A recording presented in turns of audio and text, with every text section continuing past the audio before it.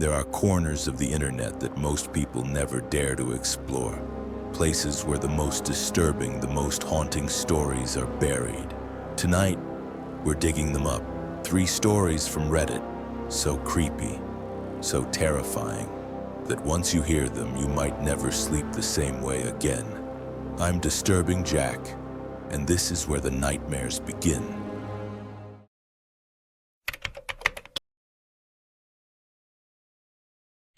I moved into this old apartment about 6 months ago.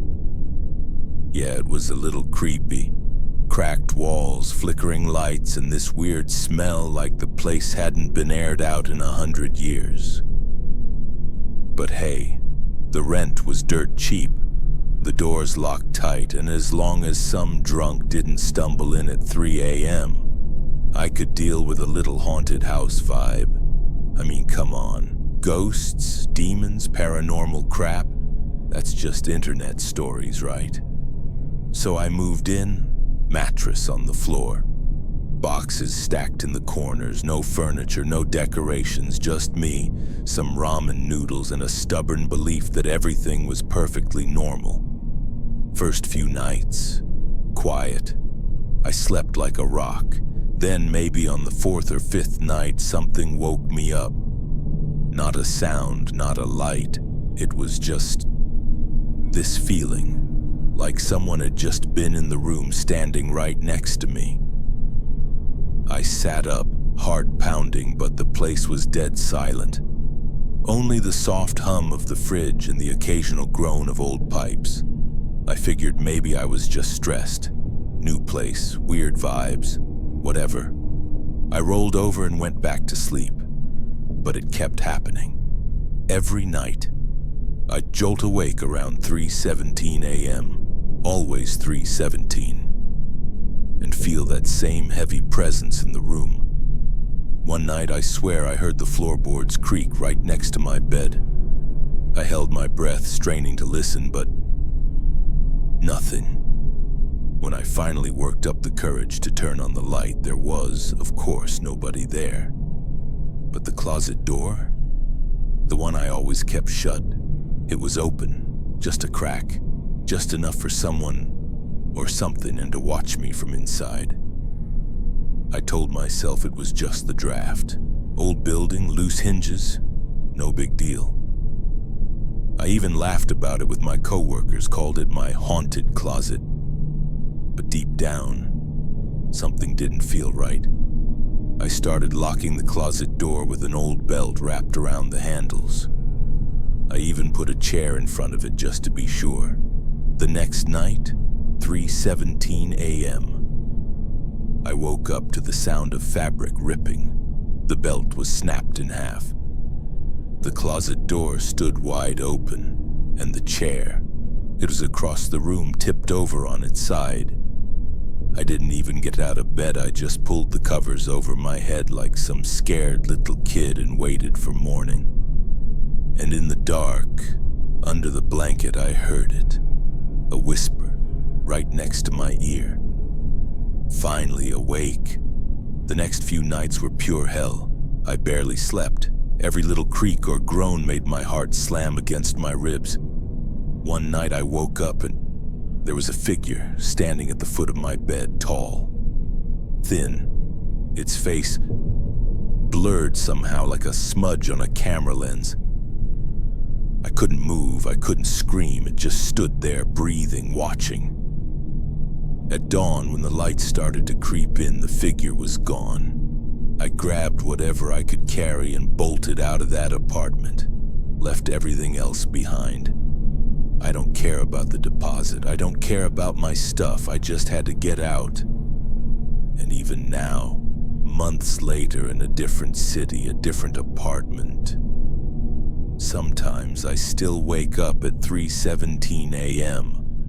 Sometimes I swear I hear the faint creak of floorboards at the foot of my bed.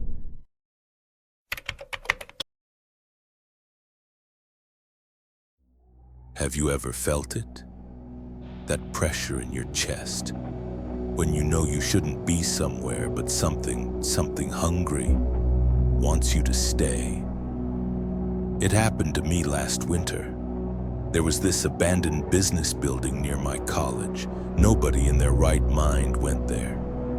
Even security guards refused to patrol it after dark. They said the place had a bad energy. Some even claimed people went missing inside. It sounded like the perfect place for a dare. At 2 a.m., I stood outside those rusted glass doors, breathing heavy clouds into the frozen air.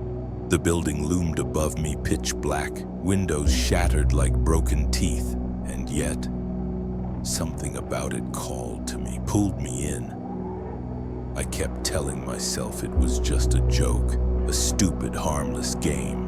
Press a few buttons, ride the elevator, post about it online. What could possibly go wrong? Inside, the air was thick and cold, tasting like mold and metal. My footsteps echoed in the empty corridors, swallowed up by the darkness. I found the elevator at the very end of the hallway. It was old, the kind of old that smells like wet pennies and grave dirt. The doors were dented, deep scratches running along the sides like something had tried to claw its way out. I hesitated. Something deep inside me screamed, "Don't." But curiosity is a hell of a drug. I pressed the call button. The elevator groaned like something dying. The doors slid open, and for a split second, I swear I saw something standing inside. A flicker of movement. A tall, shadowy figure, too fast to catch properly with my eyes. I told myself it was my imagination. I stepped inside. The walls were yellowed and cracked. A flickering panel swung above me, casting sickly light. The mirror at the back was foggy, like someone had been breathing against it just seconds ago. I pulled up the instructions on my phone. 4th floor, 2nd floor, 6th floor, 2nd floor again. 10th floor, 5th floor, 1st floor. It sounded easy enough. As the elevator shuddered into motion, I couldn't shake the feeling that I wasn't alone anymore. Every time the doors slid open at a floor, the hallway outside looked wrong. Darker, longer, like it was stretching into infinity. At the 6th floor, I caught a glimpse of something. A woman, standing at the very end of the hallway, facing away from me. Her hair was wet, dripping onto the floor. The doors closed before I could get a better look. I swallowed hard and hit the next button. When I reached the 10th floor, I realized the mirror wasn't reflecting properly anymore. The elevator looked normal in the reflection, but I was missing. No reflection, just an empty breathing box. I spun around, and for a heartbeat, I swear I saw hands, dozens of hands, pressed against the walls around me. Thin, desperate, clawing hands, begging to get in. Or maybe begging me to let them out. The lights flickered. The air grew freezing. At the 5th floor, the rules said, if a woman steps into the elevator, don't talk to her. Don't look at her, ignore her no matter what. The doors opened, and there she was. The same woman from before, soaking wet, long black hair plastered to her face, head tilted at an unnatural angle. She stepped into the elevator without a sound. I stared at the floor, heart slamming against my ribs so hard I thought it might explode. She moved closer. I could feel her breathing on my neck. Could hear the wet drip, drip, drip of her clothes onto the floor. Could smell the sharp, metallic scent of blood. And then she spoke. "You're not supposed to be here," she whispered. Her voice was wrong, broken, like 100 voices layered over each other, all screaming at once. I pressed the 1st floor button with a shaking hand. The elevator didn't move. The lights cut out. In the blackness, I heard her footsteps. Closer, closer, until they stopped right in front of me. I squeezed my eyes shut. The air grew hotter and hotter, suffocating, until suddenly, with a violent jolt, the elevator dropped. I screamed, the world spun, my stomach hit my throat, and then impact.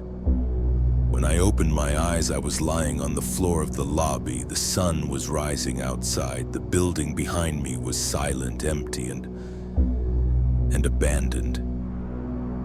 But sometimes, even now, when I'm alone at night, I hear soft, wet footsteps following me. And I know if I ever look back, if I ever answer when she calls my name, I'll never come back.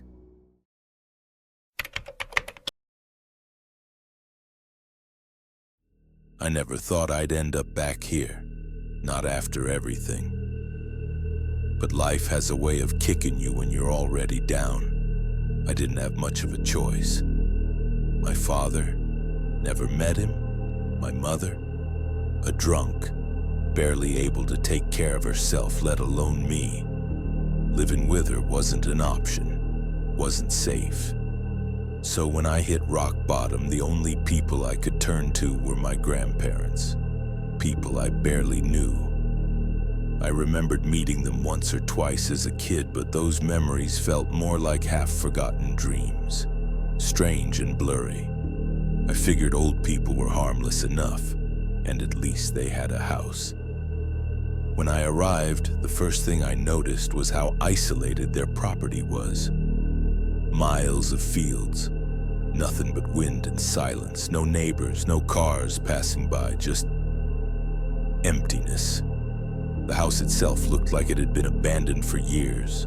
Peeling paint, creaking porch, windows clouded with grime, but it was shelter.